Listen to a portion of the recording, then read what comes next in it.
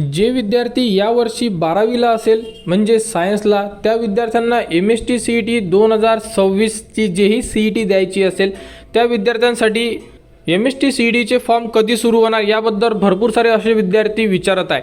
तर बघू शकता MST CET 2026-27 जेही विद्यार्थी 2026मध्ये 12वीची एक्झाम देणार फेब्रुवारी महिन्यामध्ये, त्या विद्यार्थ्यांना MST CET एक्झाम देणं अतिशय गरजेचं आहे। ज्याही विद्यार्थ्यांना इंजिनिअरिंग फार्मसी करायचं असेल त्या विद्यार्थ्यांना MST CET एक्झाम द्यावीच लागते। तर बघू शकता MST CET 2026चे अजूनपर्यंत जे वेळापत्रक आहे हे उपलब्ध करून दिलेले नाही आहे।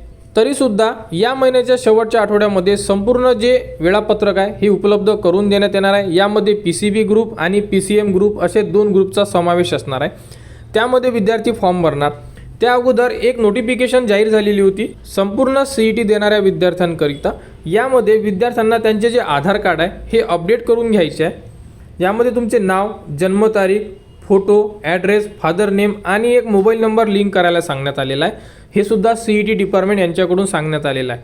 तर तुमचा जर मोबाईल नंबर लिंक नसेल तरी चालेल, आईचा वडिलांचा नंबर असेल तोही यासाठी ग्राह्य धरण्यात येणार आहे। त्यानंतर विद्यार्थ्यांना अपार ID काढायची आहे। तर जेही विद्यार्थी 12thला असेल त्यांनी आपला अपार ID हा जनरेट करून घ्या आणि तो अपार ID तुम्हाला CETचा फॉर्म भरत असताना त्यामध्ये मागण्यात येणार आहे। आणि फॉर्म हे या महिन्याच्या शेवटच्या आठवड्यामध्ये सुरू होणार आहे। त्यामध्ये तुम्हाला CETचे फॉर्म भरायचे आहे।